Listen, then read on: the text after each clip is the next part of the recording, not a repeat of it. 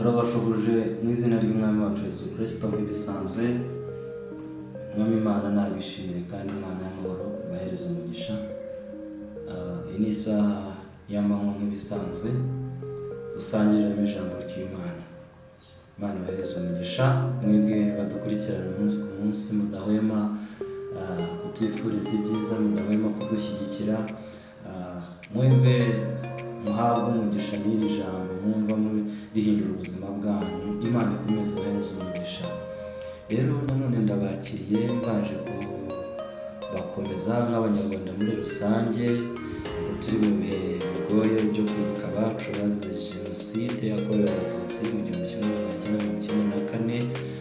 ni igihe turimo kwibuka ku nshuro ya 30. turibuka kandi twiyubaka.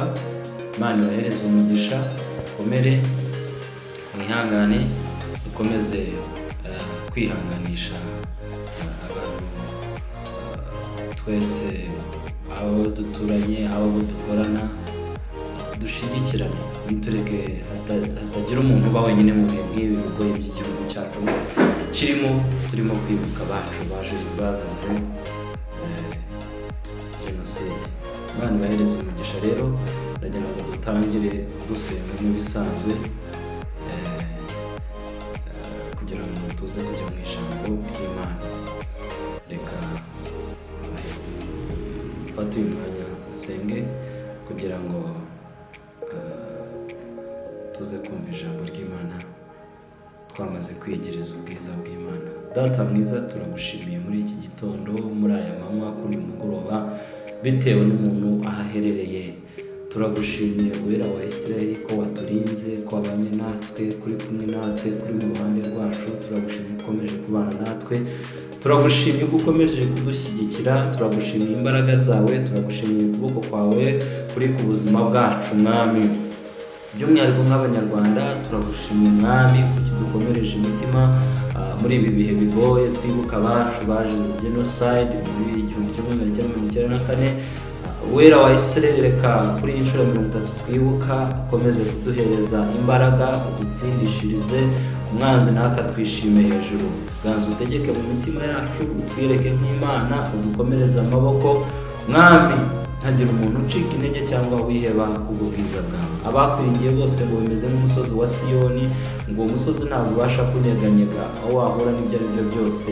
Uwera wa Isirayeli, natwe turakwizeye, turakwirengeye, dushikamye muri wowe kandi twizeye imbaraga zawe. Bintu bane natwe muri aya masaha Mwami, iri jambo tugiye kuganira n'ubwoko bwawe ribafashe kandi rihindure imitima yabo, ribakomeze muri ibi bihe Uwera wa Isirayeli, kugira ngo imbaraga z'ijuru zikomeze kuganza. Tusengeye n'abandi bose bifatanyije n'igihugu cy'u Rwanda muri ibihe byo kwibuka. Mwami, nubahereze imigisha kandi nube mu ruhande rwabo, ibihugu bitandukanye, abantu batandukanye ku isi yose Mwami, abahereza agaciro iki gikorwa cyo kwibuka, mubarengere kandi ube bugufi bwabo. Turagushimiye rero Mwami wacu, ganza utegeke, ngwino ubane natwe muri uyu mwanya, tubwire ibyo dukwiye kuganiriza abantu bawe, kugira ngo ijambo ryawe rigabuke kandi rigere kure Mwami, kuri benshi bashoboka, imitima yabo izahinduke. Urakoze Mwami, kubw'izina ryawe dusenze twizeye, amen, amen. Imana ibahereze umugisha. Ndagira ngo dusome ibyanditswe nka 3, hanyuma tuganire ijambo ry'Imana. Turasoma muri Yobu 42, dusoma umurongo wa 12. Aravuga ngo nuko Uwiteka ahira Yobu ubwa nyuma kuruta ubwa mbere, agira intama 14,000 n'ingamiya 6,000 n'amapfizi 2,000 n'indogobe z'ingore 1,000. Kandi abyara abahungu 7 n'abakobwa 3. Umukobwa w'imfura amwita Yemima, umwe uw'ubuheta amwita Keziya, n'uwa gatatu amwita Kereni-Hapuki. Imana ibahereze umugisha. Turaza no gusoma Yobu ibice byaho ibice 14, dusome umurongo wa 7, uwa 8, uwa 9. Imana ibahereze umugisha. Haravuze ngo erega hariyo ibyiringiro yuko igiti iyo gitemwe cyongera gushibuka, kandi kikajya kigira amashami y'ibitontome. Nubwo umuzi wacyo usazira mu butaka, n'igiti cyacyo kigahera mu mukungugu. Iyo cyumvise amazi cyongera gushibuka kigatoha nk'igiti kikiri gito. Amen. Turaza gusoma muri Yeremiya ibice byaho 31, dusoma umurongo wa 4. Aravuze ngo nzongera kukubaka nawe uzaba wubakitse, wa mwari wa Isirayeli, uzongera kugira amashako yawe kandi uzasohokera mu mbyino z'abanezerewe. Amen. Bajya ngo tuganire kuri iri jambo Imana ishyize ku mutima wanjye kuri aya mama. Twasomye muri Yobu 42 waho wa 12, avuze ngo Uwiteka ahira Yobu bwa kabiri bwa mbere. Bivuze ko Yobu hari ibyo yari afite igihe kiragera arabitakaza.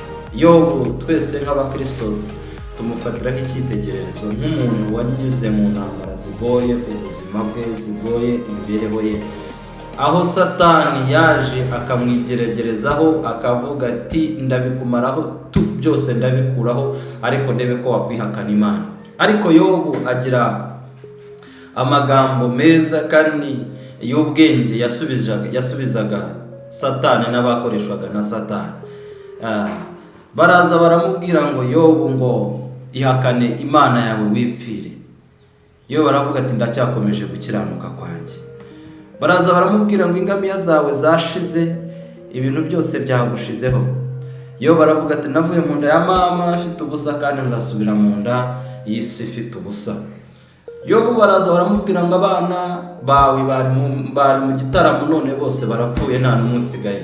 Yo baravuga ati nabahawe n'Uwiteka, Uwiteka niwe ubishubije. Akomeza gukiranuka. Bigera naho Satani akoresha umugore we yishakiye, araza aramubwira ati uyu ni Imana wizeye, ni Imana wiringiye, yihakane wipfire. Yo baramubwira ati ubaye nk'umwe, uvuze nk'umwe mu bagore b'abapfapfa, yirinda kumwita umupfapfa. Hamwe ngo ubaye uvuze nk'umwe mu bagore b'abapfapfa. Yo bakomeza gukiranuka. Bigeraho Satani akora no ku mubiri we. Haleluya. Ngo amuteza ibishyute, amuteza ibibembe, umubiri wose urashira.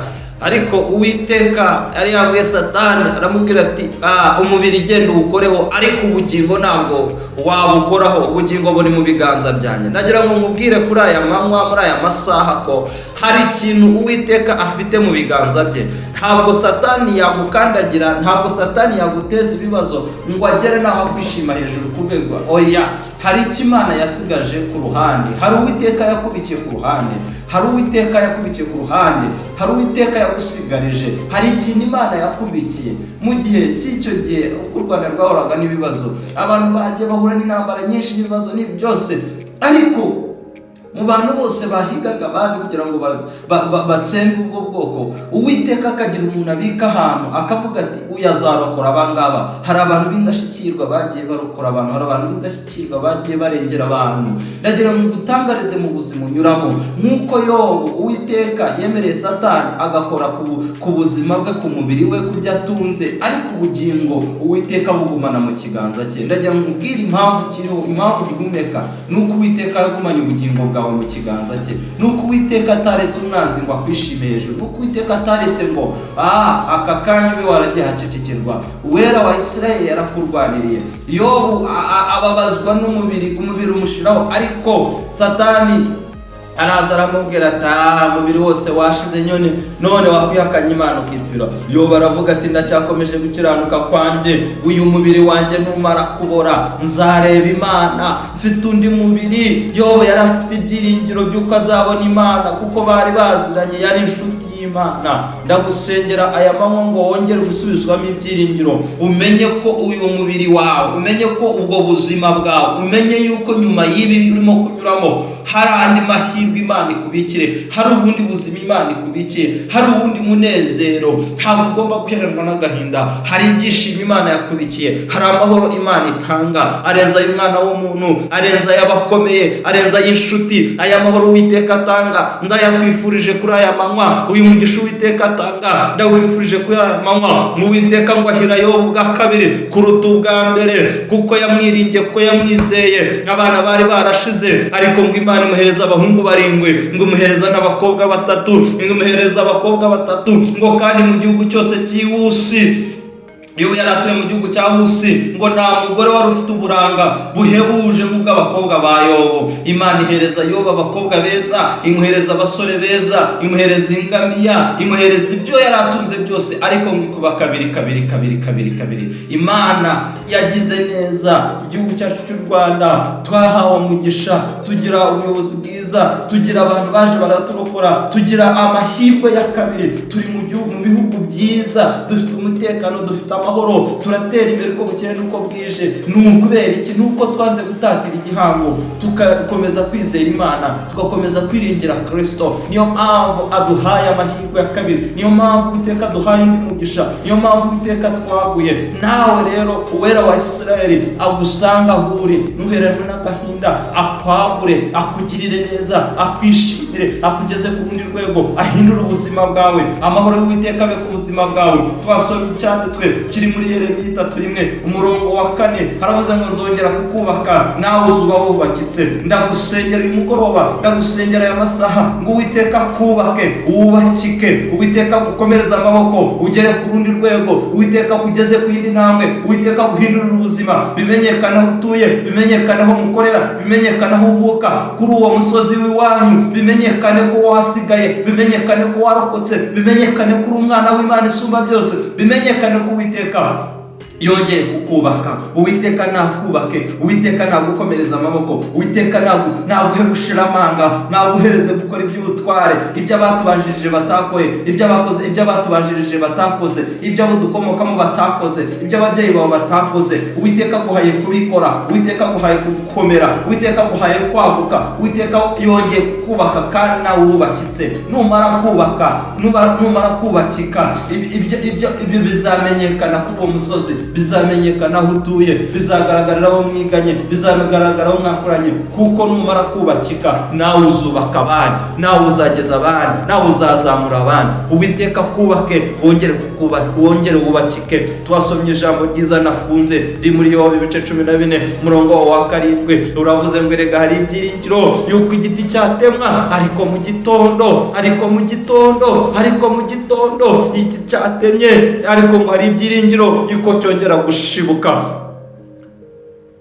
Hari ibyiringiro ko igiti cyatemwe cyongera kigashibuka. Ngo nubwo umuzi wacyo wahera hirya iriya mu mukungugu, ngo igisiti cyacyo kigahera mu butaka, ngo ariko ngo hari ibyiringiro nubwo ku mugoroba bagikandagiraho, nubwo mu gitondo bagikandagiraho, nubwo bakireba nk'igidafite umumaro, nubwo waba waratawe ukangwa, hakaba nta muntu ukikwitaho, nta n'umuntu wigeze kugira icyizere, nta n'umuntu wigeze gukunda. Hari ijambo ari muri Ezekiyeli 16 akavuga ngo nakubonye wigaragura mu ivata ry'ibyaha, nta muntu wakwitayeho, ukivuka nta wagukarabije, nta wakwambitse utwenda tw'impinja, ngo ariko mbonye uri mu ivata ry'ibyaha. Ndavuga ngo nubwo ubayeho utyo, ariko baho. Nubwo wigaragura mu ivata, baho. Nubwo uri mu bukene, baho. Nubwo ushonje, baho. Nubwo udafite umuryango, baho. Nubwo udafite inshuti, baho. Nubwo udafite abo muvukana, baho. Imana y'amahoro ivuganye nawe y'amanywa ngo hari ibyiringiro, there is still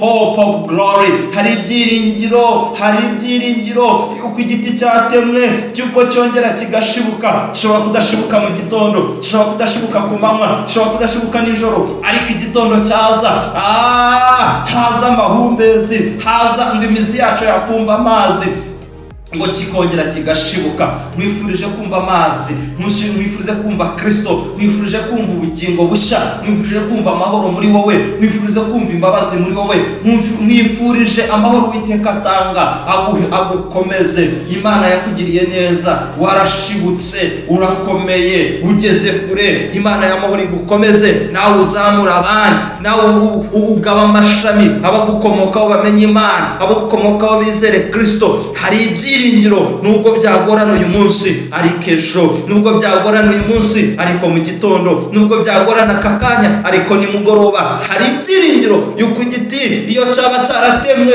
ngo imizi yacu igahera mu butaka, ngo ariko iyo imvura iguye, iyo mizi ikumva amazi, ngo kirongera kigashibuka.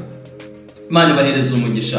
Mwifurije kongera kugira ibyo byiringiro muri Kristo Yesu. Mwifurije kugira ibyo byiringiro mu mwami wacu. Mwifurije kubakwa n'Imana muri aya manywa. Mwifurije gukubirwa kabiri mu byo wari warabuze mu izina rya Yesu Kristo. Amahoro y'Imana, umugisha w'Imana, gukomera kwa Kristo kube ku buzima bwanyu. Umwami Imana abagirire neza. Umwami Imana bishimire. Umwami Imana ahindure ubuzima bwanyu.